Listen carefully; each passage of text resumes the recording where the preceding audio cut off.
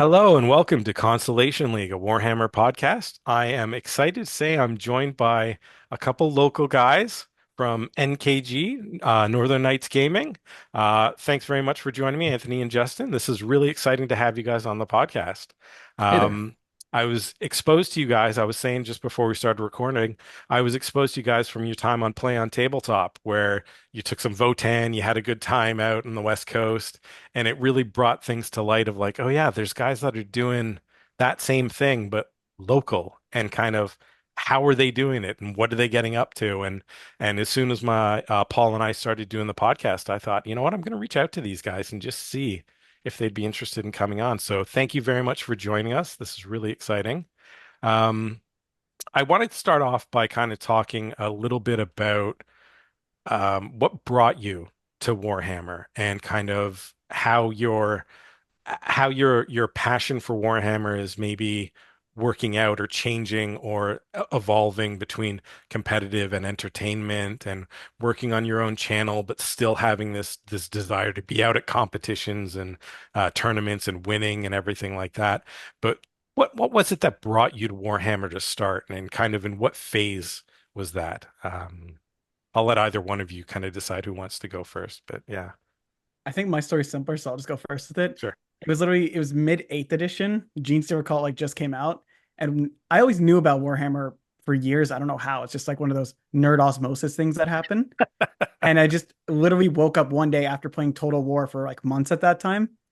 Screw it. Let's buy some models. Started doing research, went onto forums. They like, here's primer you should buy. Go to your local GW. I searched it up, found it, walked in, and I think Justin was one of the no, I think he was just coming back at the time. But I just walked in the store and I just picked up models. I'm like, this one right here. This is the No one got me flavor into of it. me for right now.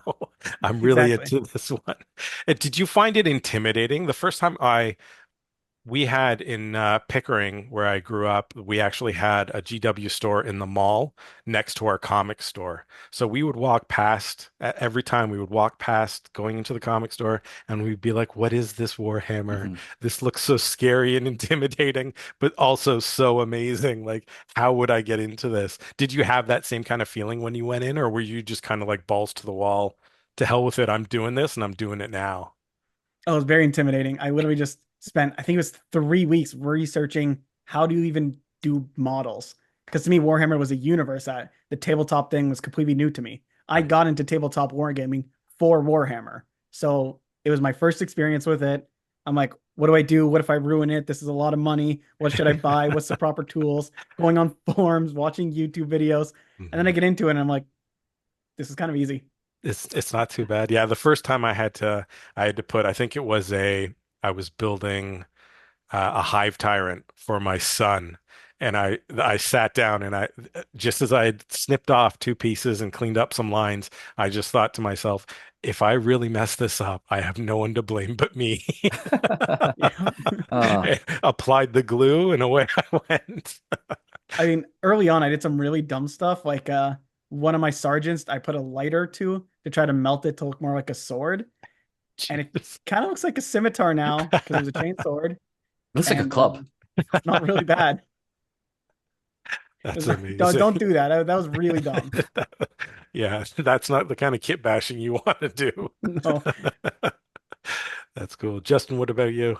So for me, my experience was from elementary school. I had a friend who would Oh, just have cool. all these Warhammer White Dwarf magazines, right? But I didn't really get into Warhammer until maybe 2013, 2014, near the end of 7th edition. My friend introduced me to Warhammer, took me to Games Workshop in Langstaff. Um, that's where I started buying like paints. I initially wanted to do like Gundam stuff, but Hmm. I got hooked into the 400k aspect.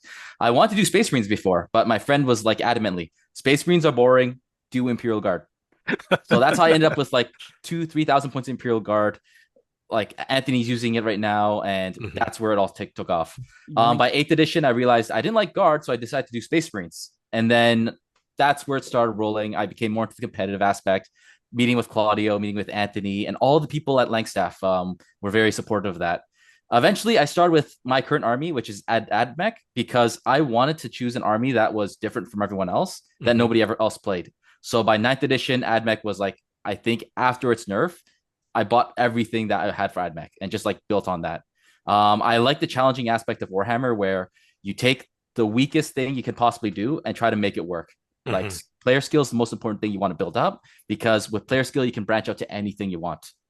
And yeah, and then we eventually met in like 2020, I believe. We decided to be like, hey, Claudio wanted to pitch us an idea of let's do NKG, let's do a YouTube channel.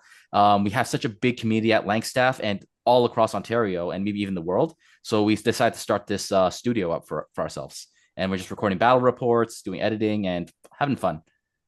Yeah, I mean, the channel's fantastic. You guys are doing a great job. And it shows that I was saying this again before we started recording. It really shows that you're having fun while playing the games, and you're Mhm. just it really comes across that I know my stuff. You know your armies are painted really well. You know the ins and outs of all of the game, but you're just there to have fun with the whoever the opponent has to be, whether it's you're playing amongst yourselves, whether you've got the guest spots kind of coming in. Everybody is just there to have a really good time. Yeah. And that's one of the things that I loved about it as somebody who's just getting into the tournament aspect of things, like getting into that competitive kind of idea. It's the I don't want to go out to a competition and play against somebody who literally looks at me and just kind of sees a pork chop and is like, I am going to just eat you alive and destroy you type of thing. I want to go to somebody who's like, okay, this person's relatively new. I'm gonna win, but I'm going to help them a little bit along the way. I'm going to give them a little bit of coaching. I'm going to make sure that this isn't a fully painful experience for them and that they walk away at least having enjoyed the game, regardless of how bad their score happened to be. Yeah, Exactly. a lot of the pro players are like that. Like people who are above mid table just want to have like they want to win for sure, but Yeah. they know that the reputation also lies on how friendly they are to like new players and try to make it as enjoyable as possible, which is what I'm seeing a lot in 10th edition. And I'm pretty sure Anthony sees that as well. Yeah. All about just being friendly, about having a good time on both people. Like you both are spending 3 hours at a table. You don't Hmm. want one person to just have a tough time. You want it to be both mutual. Both people are like learning a lot. Yeah, I think that's and that definitely comes across in kind of what you're doing. You bring up 10th edition, and I'm kind of curious what your feelings are on playing 10th when you're playing competitively, and then we'll get into some other questions. But when you're playing competitively, do you play fixed or tactical? Do you see the benefits of playing one versus the other? Um, that's an area that I'm still trying to grapple with as a kind of new player is that really fine line of when do you decide that, you know what, my list is going fixed and or my list is really benefiting from going tactical. Um, how do you play that out in your mind or how do you approach list building with that in mind maybe? I don't know. So I've done both in 10th edition. In Leviathan, it was like 90% fixed. Now it's like 99% tactical. It just depends on the mission pack and your list and your army. There's a lot of factors to it. Hmm. Like in Leviathan, the cards were better for fixed. Behind enemy lines and deploy teleport homers gave a lot of points for relatively little cost. And at the time, my army, Imperial Guard, had infinite reinforcements with a deep striking small footprint unit. Yeah. So I can get at least like 15 and 15 on both secondaries there, bare minimum for Right. 30 out of 40. So fixed was always the idea until you see your opponent's list and the map. You might be search and destroy, which is the corner deployments, and Hmm. you go, oh, behind enemy lines is going to be really so hard. They have a small footprint. Maybe I'll go cleanse. But now they have a lot of screening and pushing. Cleanse is going to be a bad idea. So let's try to trip them up a bit and do tactical. It's random cards. They don't know what to deny and they have to try to stop everything. Hmm. Pariah kind of fixed that in the sense of they really hit all the fixed secondaries so hard and gave so many points to those tactical secondaries. Currently, I see little reason to go fixed unless the enemy is heavily skewed, like, I don't know, knights with Bring It Down, who for some reason have like two characters and two inquisitors or something else.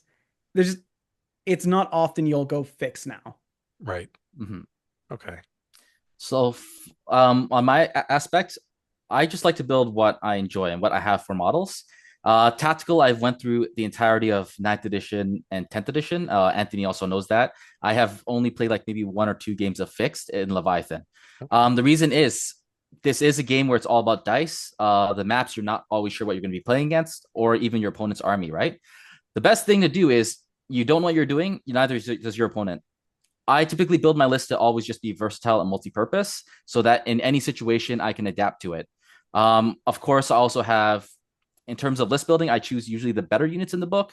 But in case there are some niches, I always like to pick them because your opponent does not expect any of these units that you're taking. It becomes a very big fluster for what they want to do. And that's going to be an advantage if you're playing against like someone who's mid-table. But of Mhm. course, against someone who's like higher table, it comes down to really skill. So I prefer honestly fixed. Sorry, tactical. Tactical. Okay, Fixed that's is like not mine. I really like that. I like the idea that you're going up and playing with what you like. Mhm. I've heard other people say like if there's specifically a model that you really like, find a use for it. Just put it Oh in yeah. your list and Yeah. see what you can do with it. Um, I did that. I know this might not be a great example. I have an Imperial Fist army that I play, and I really like Nice. Tor Garadon. Mhm. Um, I don't know that if he's necessarily the greatest thing to have out there, but I like the idea that if I'm going to go out with my Imperial Fist, that yeah, he's going to be out there leading them and he's going to do something. Oh, 9 times out of 10, he hasn't really done much for me because I'm not a great player. But in theory, he's a good enough model to do something for somebody. when you get to like higher skill levels, you could even see with Scary, right? From Scarcast. He Mhm. takes the Void Raven Bomber, which everyone thought was gonna be completely useless and Yeah. is really making the work. When you reach that point with skill level, any model is possible. You just need to find the right combinations and just like play it out. That was gonna be Um, the one I used as an example as well, where it's like, what does everyone think of aircraft in this edition? Awful. Don't take it. Not a single use. And then Scary started using the Jukari aircraft. Oh look, every time I fight a Dark Eldar player now, aircraft, aircraft, aircraft. I don't even think people are really taking it. I don't know about like the Void Raven still. I've I seen don't it think three many times people are now. a couple times, right? Yeah. Yeah, the 5 or 6 Eldar players who are just like Scary with a different mask or a different last name. Oh yeah, so it's just it's Scary each time. It's like a Scary World Order. He's just like everywhere at once. They just But follow his list and do a little tweak here and there and yeah, name it something new. Good for them. but for me, I'm more of casual competitive player, so I'm like in the middle, right? I'm not like super comp that always like just plays meta. I like to Mhm. play on my terms because end of the day, 40K is a tabletop game with toy Yep. models, right? You want to play on your terms, you want to win on your terms, and my terms are of course my army, the way I play, and my most important thing right now as a player. I want to get to that skill level where I can make a lot of things work. That's awesome. You've mentioned skill level a couple times there, and I'm curious because obviously that's the thing. Consolation League, we're always in the consolation prize type of area of things. The idea is that we're trying to improve that skill level, but how do you go about necessarily improving that skill level? We're doing it by, having this podcast, by talking to other people about things, about their strategies, watching different battle reports, watching Wargaming Live type of thing, and also just getting out to local tournaments to put the time in, put the grinding in, get Yes. like that kind of thing. But where do you think it was in your own journey that you actually like a light bulb went off like, oh, I actually know what I'm doing here. I know exactly what I should be doing at this moment. What was that kind of like when that kind of thing happened? Because I have a feeling that that thing I feel like that happens to people. It hasn't happened yet, but I feel like it's happened Sometimes. to other people. It's more like when things start becoming just gut instinct. Like you just show up and go, I know how I'm going to take that on. It's when it becomes too not easy. Like you're not like overthinking everything too much. You just show up and go, oh, I know what to do there. And the best way to improve is beyond everything you just said, get your ass kicked by good players.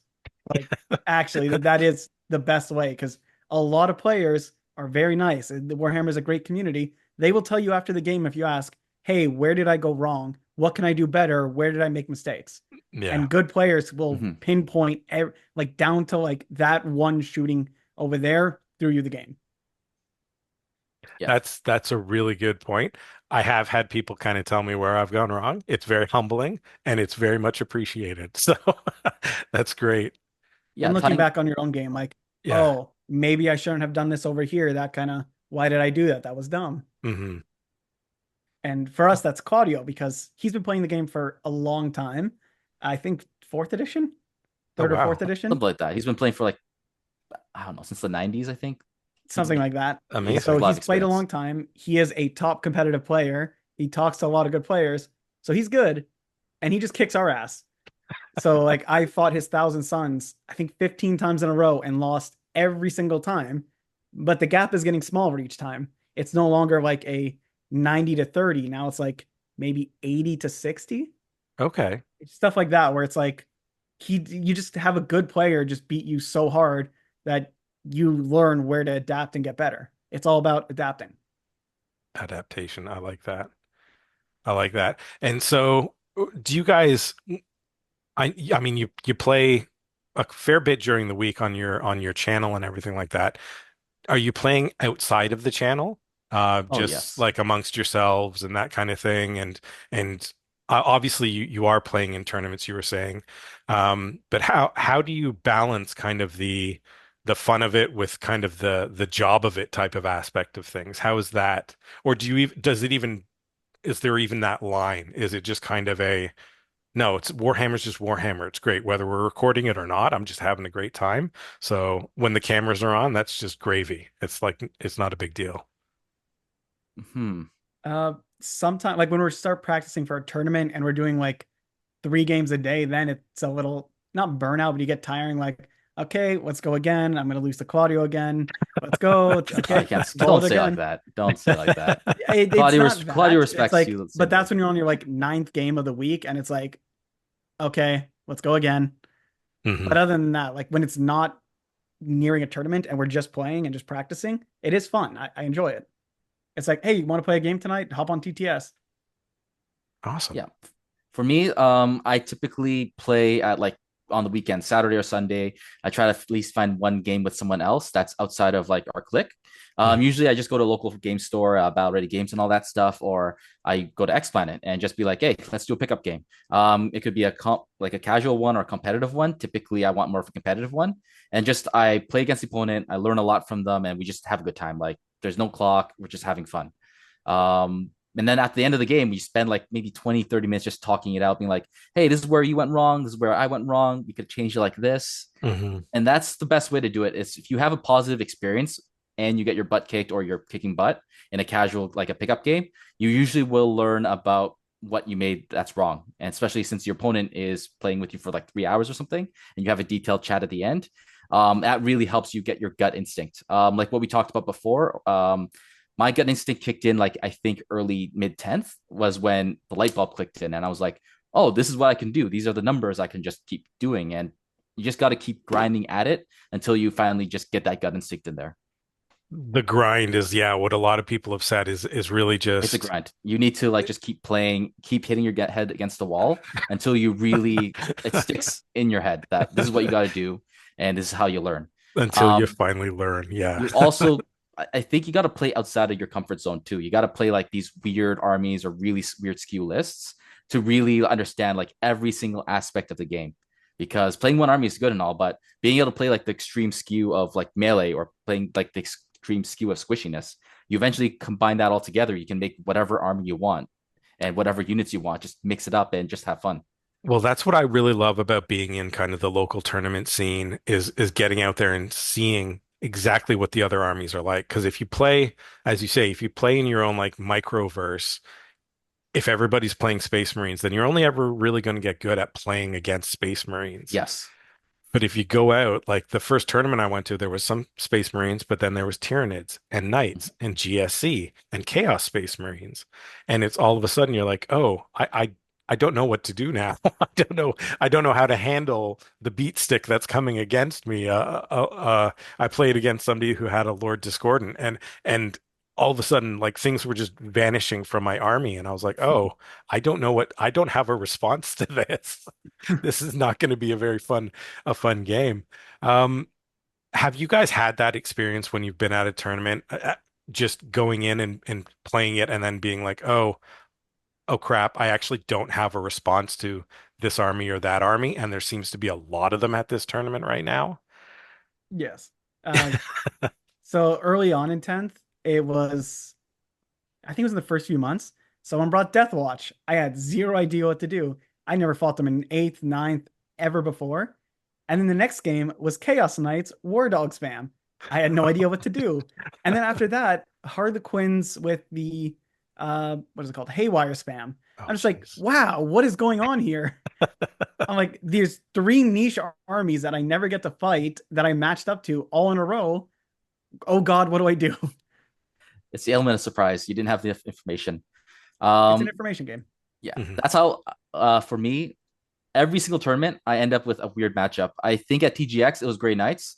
2 games of Grey Knights, I completely just got destroyed. But I learned about that, so the second game wasn't as big of a loss compared to the first one. The most recent tournament where we met Lucas at X Planet, I played against his Tyranid list. I'm used to playing like really monster mash, just up in your face, smashing you. His list was completely different, and I learned a lot from that game. Lucas even said, "You're the most patient player I've ever met when playing against my army." Because usually people will just go full tilt.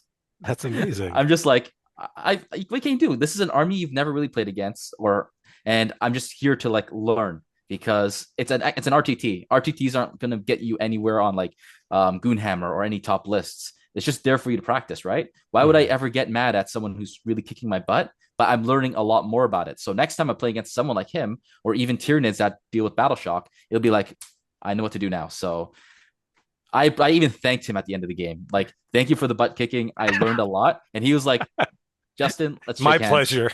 You're welcome. I'm coming on stream now because you are like, you're a very good person in terms of like not tilting. That's amazing. That's amazing. Thank you very much for beating me. It was my pleasure. Anytime. I love that. That's a great way of approaching things. Um, so when you've had these kind of matchups like that, has it made you second guess your army, or have you just gone back and been like, you know what? Okay, it's been literally just a learning experience of, okay, now I know what to do with the current list that I'm running and how I would attack something like that.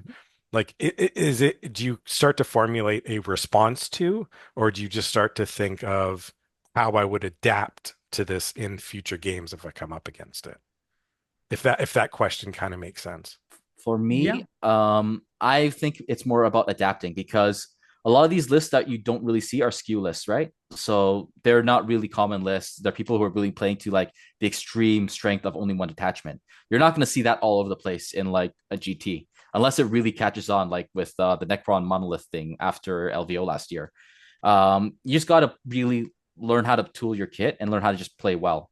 Yeah, the more repetition you get finding these rare players who play these niche lists, you need to like really dig into it and find it. They're usually hanging out at the local RTT or the local game shop. You got to really find them, right? Yeah, It's like a dime in the rough. But when you play them, you learn a lot. You get your butt kicked, or you even kick butt, and that's really it. In terms of the list aspect, I think it's more just come to like skill, really. Like the more experience you get, you can really tailor your list. You like get a gut feeling that I need to take this out or I need to add this in. Never treat a big loss as you need to retool the list unless you feel uncomfortable yourself about it. I don't know how Anthony thinks about that though. So in ninth, when I was worst at the game, yeah, there were like a few moments of weakness where I'm like, why am I playing this army? Is it me? Is it the army? Is it this? But I pushed past it, kept playing the army.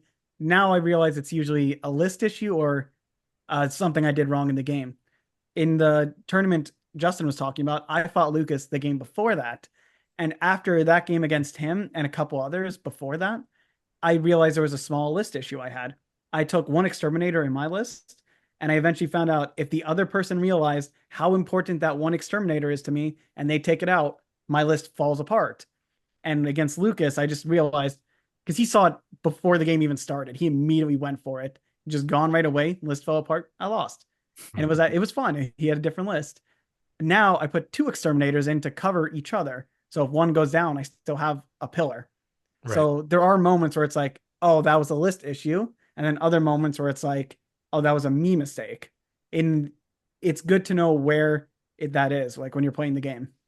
Yeah, That's and the other thing I would say is never just fall into the impulse of you lost the game, you need to buy new models. Because Yeah. yes, you need to tweak the list, but don't ever be like, I need to buy this new model now to counter this skew or to counter this loss I did. Yeah. Because just play with what you have and just like try to get really good at the feel of how to use it, is that's what I'd say. that's For me, it really was good after like advice. 5 games when I realized I had to do that switch. It wasn't, I lost once and went, okay, time to retool the list. It was, I lost 5 times to that same general idea and went, okay, I'm going to fit in a second one to not have that happen anymore. Yeah, just keep playing with your list idea until you feel it doesn't work and then retool it. But you need at least like 6, 7 games to actually really understand what the crunch is of like how to Refine, change it. refine, refine. Right. And that, I mean, it speaks a lot. You've both made some fantastic points that I love because you're speaking about skill level and experience. And it's the skill level that actually told you, okay, after these 4, 5, 6 games, it's like, oh, it's this one aspect of my list that's not working. Whereas as a new player, it's very easy to fall back on it's entirely my list. I'm a terrible player. I need these new meta, like everything that's new at the store. I need to buy these 15 models, and that's what's going to make me a better Yeah. player. For me, it's like I'm playing a really underpowered army, AdMech, even when before they got their update. So I understand you can win with a very underpowered army, but it comes down to you need to figure out what you need to use to like actually pull out the win or to keep it close. Like when I'm playing a game, especially a pickup game, I'm never really trying to like outbeat my opponent. My main mantra is I want to give them the biggest headache possible and try to keep the score like close. At that point, now you know your opponent actually has to think. It's not Hmm. just you steamrolling and making them feel bad.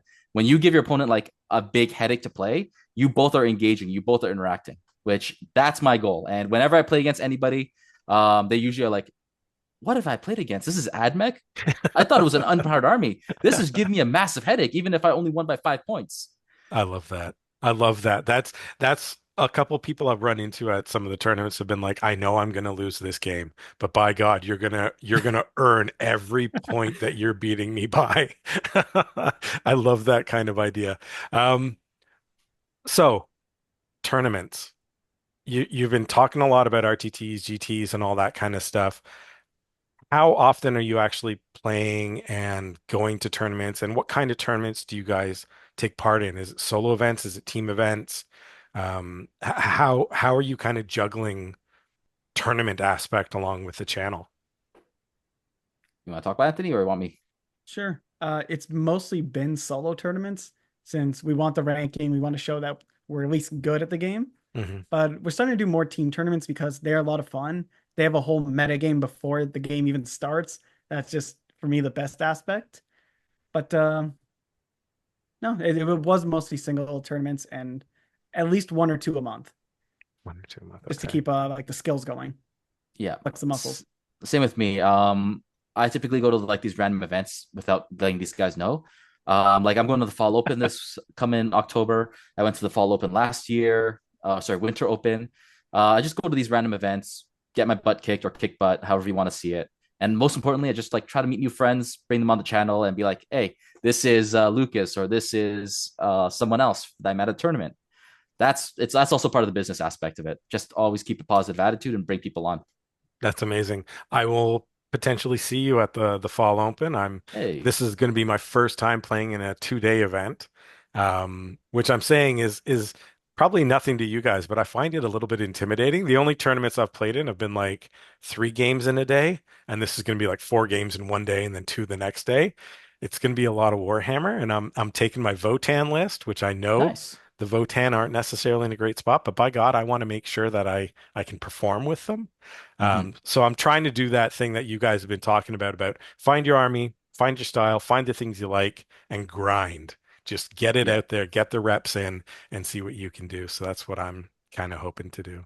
I got a lot of Um, Uh, tips for tournaments if you need it. bring some water. Bring water, keep drinking a lot when you're playing the tournament, yes. and pace yourself accordingly because it's 3 games and then 3 games after that. Parking might be a bit hard. I heard it's a new location, and if you're traveling far, yeah, just get ready to come early and like leave a little bit earlier. Mhm. That's some good advice. Yeah, I find the hydration at events. Some people don't think about that, but you actually get quite dehydrated just Mhm. playing a tabletop game, which I think people underestimate just how I guess en engaging is the wrong word, but how I don't know, taxing it is on you. Yeah. Oh, for me, I sometimes forget even to sit. Like I've had Yeah. entire 3 game day tournaments where I'm just standing up the whole entire time. By the end of it, I'm just like a ghost. I'm like just a husk of a man. I don't know I how he have does it. I have a friend. His name is Franklin. He plays Black Templars. He would always give his opponent like a Gatorade. He has like his whole entire car has like a Gatorade bottle. Be Oh like, "Hey, wow. my opponent, here's a Gatorade for you." Very like it's a very good gesture of goodwill. Your opponent That's appreciates it, and then that's how you know you're like gonna have a good time with this guy. He's a really good player though. Like I've seen him just like win a lot. He played against Brian many times on stream. If you checked out the Winter Open, oh cool. That's really awesome. Yeah, that's a really stand up thing to do. Um, so now that we'll talk a little bit more about the channel and kind of you say Claudio was kind of the one that brought you guys into, hey, this is the idea, let's do the channel and things like that. Um, how how has it been going? Because you've made some changes in the last few months of just you've gone from battle reports to doing, as I was saying, kind of the rapid ingress where you're talking a little bit more about the meta and competitions and kind of your thoughts on things.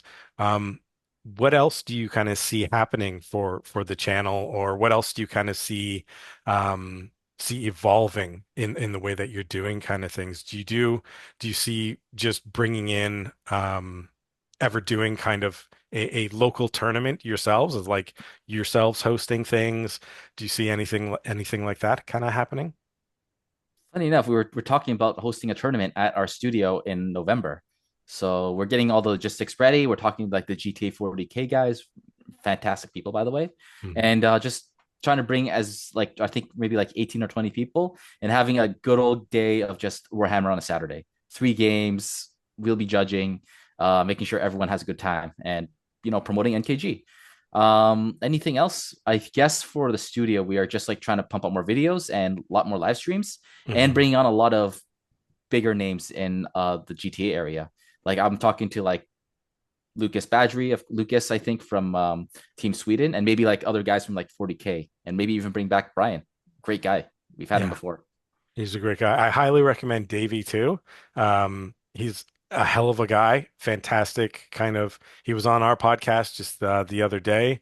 Great guy. Really, really, really funny. And I think he would be a great addition to kind of a live stream at some We've point for had you him on guys. stream before. He's had some great moments, and his army. He brought Voton last time, but I think Yeah. he is working on Sisters of Rattle. I don't know if he has finished that or if he told me not to say it, but that was like I think almost over a year ago. Hmm. But he's been working on that, and I know that with his Grey Knights, he's a fantastic player. Yeah, he's a very good player, apparently. So what is Apparently, your I haven't played him myself yet, so that's why I say that. I know he's a really good player because Brian has said it and everything, but I haven't. I didn't the last competition we were at or the tournament. I didn't get to watch him play because I was too busy losing my games. Um, but yeah, he's a hell of a guy. What is the current armies that you guys are playing? I know you say AdMech. Do you only play one at a time, or do you have a couple that you kind of play um, through to give a little bit more variety of things? for me, Tournament wise or on the channel? Um, on the channel, you guys seem to kind of rotate through a lot of different things. You're getting a lot of variety there. But I was meaning more in your own personal games. Like Hmm. what army is your army that like you want to be playing, or what's the second army that you really kind of is your second love type of idea? okay. I guess I'll talk about it first. Of course, AdMech is my main love and joy. The big headache that it gives me, it does bring you down to a level of your army is really what can really bring you up, or if you're not skilled enough, cause you to lose. So I mainly spend a lot of time playing this army, tweaking what I can to make it work. Because from the data, of course, you see in stat check, there are people who actually like get up there in the tournament scene, right? Hmm. That's where I learn. It's all comes down to skill level, and I need to improve myself as a player. For my aspects of AdMech, I just really build a lot of lists, different ones. I always keep changing it up. I play different detachments, and that's what I do off camera. On camera, of course, I play like more competitive detachments or what I consider competitive, but of course, keeping a good time on stream overall. My Hmm. second army would be Space Marines, where I am thinking of doing like some melee Space Marines with no vehicles at all. Because when I played against Claudio on the stream the other time with it, I had a lot of fun, and I think I can give people headaches with that. And aside from that, my third army I would say is Custodes. I think is what they're called. Yeah. Just Custodes. big guys who just walk up to you and just sit on objectives. I think their play style has changed a lot since the update, but Hmm. I haven't really touched them too much. I'm more of a painter in that aspect. The jetpack guys got used now. Oh no, I don't. I'm not spending Forge World money on that. It's way too expensive. Uh, but for me, it's mostly three armies I kind of revolve around, of Imperial Guard being the main one because that's the main army I like. I like Hmm. playing at tournaments. I like playing it casually. I like everything about it, different models, fun stuff. But I also like playing Sisters of Battle and Tau. A lot of just T3s, Leadership 7 armies. It's just Sisters cover that aspect, and I'd play Army of Faith. It's not the best attachment. It Okay. just I get two Miracle Dice per phase and generate so many of them. I get legal cheating in the game, so I know my rolling. Oh, let me just skip that, and it's Yeah. just fun. It's like you're just running around. The 3-up save on them is just funny because of how squishy they're supposed to be, and Hmm. it's just fun where it's like, oh wow, you got three Meltas through. Oh, 4-up invuln on the first one, and then save, automatic save twice. Yeah. It's funny, and Tower just fun because they both have a gimmick that I like. Like Sisters, I get to do just like Repentia, Pentian Engines, stuff like that, Hmm. Arcoflagellants, and then arm like this Miracle Dice. Tau, I mostly just like the Flamers on the Crisis suits. It's like in before they got their codex. Let me do it was I think it was 22 flamers from a single unit. Oh, I ran up to you. Oh, you want to move? Let me overwatch you. So I get to do 40, oh no, it was 42 flamer shots into your unit. Did it hurt? No, but it was funny. It was They're funny. fast moving and funny, which Yeah. was just great for me. That's the best part of it. Like when making lists around these weird armies, I just keep it funny and keep my opponent on their toes is the most important part. Make them think, make them work for those extra 3 victory points or that win they want. What does that unit do? We're both gonna find out today because I don't know either. That's a great way of approaching it. That's I really like that you guys you're definitely just like you're in it for competition, you're in it to win, but you recognize it is still just a game with little toy figures and we're all just there to have fun. Mhm. Let's not be too serious about it. That being said, what is the one army that you absolutely hate facing? That you just kind of stand back and go, "Oh, not this again." Oh boy. Armigers or War Dog spam from Chaos Knights. I see that and I'm like, in my mind, I'm like, oh no. It's like I don't want to. Every time it's just okay. There goes my army. We have good weapons to get rid of both sides of it. Hmm. Oh well. And Death Guard too, Death Guard. because Death oh Guard look, is. I'm toughness 2 now, and I'm hitting you sometimes on 6s. Why Hmm. am I rolling dice? I definitely feel the Death Guard. My brother's got a Death Guard army, and when we've played together, I'm always just like, "Oh, come on, this contagion range and just taking away things." And all of a sudden, I'm like thinking, "Oh, I'm rolling a 3 up here." He's like, "No, you're not. No, you're No, not." it's like It's one much time I worse than fought that. Death Guard with World Eaters, and my Berserkers were hitting on 5s in melee. And I'm like, why am I rolling the dice? I'm not gonna even hit. Uh, but it's still fun games. Like it's still Yeah, balanced. yeah, it's all still fun. It's just a matter of like, oh, not this again. It's Yeah. like I'll do my best, but oh, not you. What's the army for me? I think you're right. It's Imperial Knights and Chaos Knights. Not Oh, mine's because they're Chaos Knights, not strong, Imperial. not because they're strong, because I've never really played against them. And yeah, it's just that. It's like the aspect of I've never played against them is what really like irks me. Hmm. Like when for me, I learned the best when I played the army repeatedly. So I think at this point, Tyranids I played enough of against. Grey Knights I played against enough. It's Dark Eldar then actually that might be scary because I don't know what they do. If I go against like someone who's Dark Eldar, they might be like, oh, I go like 30 to 100 because their army playstyle is completely new to me. Maybe after I play against 3 times against them, they'll not be scary. But as of right now, they're the army I've never played against. So that is scary. Same with Imperial Agents. They could be really strong for all I know because I've never played Well, against Kenny them. wants to play more of them, so Yeah. For all I know, he has a really good list and a really good build around it. And I have no idea what they're going to do against it. I'm not prepared. I think London GT going on right now has one that was doing well. I See? heard there was one that was 3-0. Wow. Imperial Oh Agents. wow. I don't know if it was London GT or a different event, but some people were talking about that. I'm like, what? I It's like could how? I could see that at London. I mean, there's 800 and something people playing it. Somebody's got to be doing the Imperial. So there's got to be somebody playing it and testing it out and I just feel for them. making everybody pay for it though. Just They're gonna make it work. If they could make AdMech work yeah. barely with pre buff, they could probably make Imperial Agents work as well. That's I want to amazing. lose to it just so I could get a shirt that says I lost to Imperial agents. It's like that's a great thing to show off. That's a great thing. People have their scores from when they've been doing triathlons, and you just have the score from when you played Imperial Agents on the shirt. 100 to 30. That would be amazing. Well, this has been a lot of fun, guys. I really do appreciate you kind of coming on and giving in some of the aspects and some background on how you guys approach the games, um, your kind of interest in Warhammer. The last thing I want to ask you guys is when it comes, what part of the hobby is it that you enjoy the most? Obviously, it sounds like you really enjoy the competitions kind of aspect of it. But I wouldn't be surprised if you actually turned around and were like, you know what? I actually really enjoy the hobby, the building, the painting, the adding my own flavor or flair to an army, a color scheme, or whatever. I like to do that kind of stuff.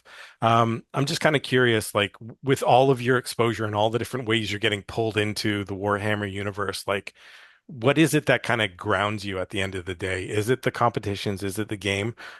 Is it the hobby? Is it the lore? What's like the thing that you kind of fall back on and go like, you know what? I've got 5, 10 minutes to just kind of zone out.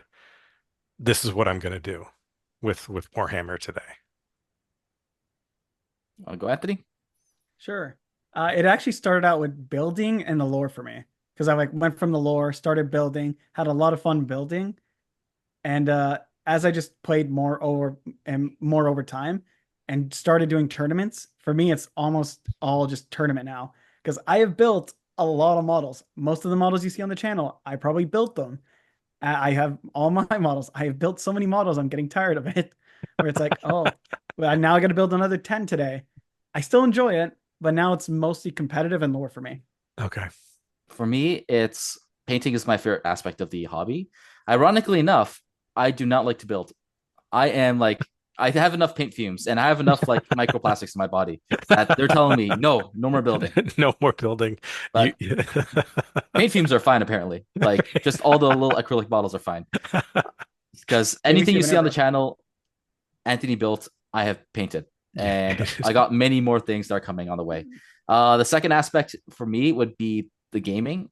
I'm really like into the game just because dice rolling, and the most important part though is just the social interaction between me as player A and my opponent as player B, because we have 3 hours. Let's have fun. Let's network. Let's like communicate, and then Mhm. go into your buddies and be like, "Yo, man, I won this game. How's it going?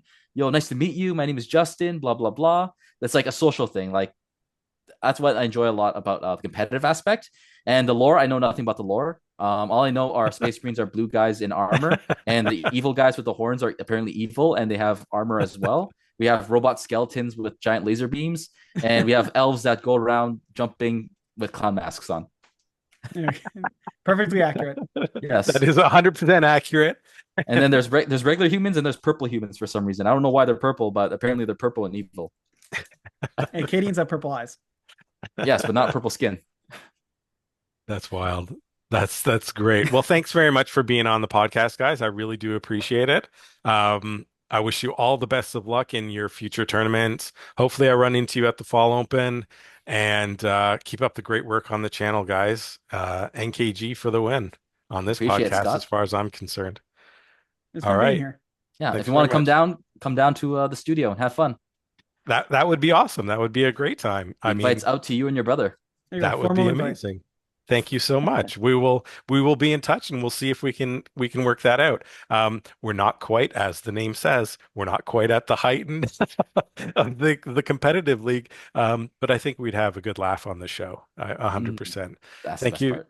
Thank you very much. And yeah, thanks if everybody. Thanks for joining us. Please like, comment, and subscribe, and we will see you on the next one. Take care. See ya.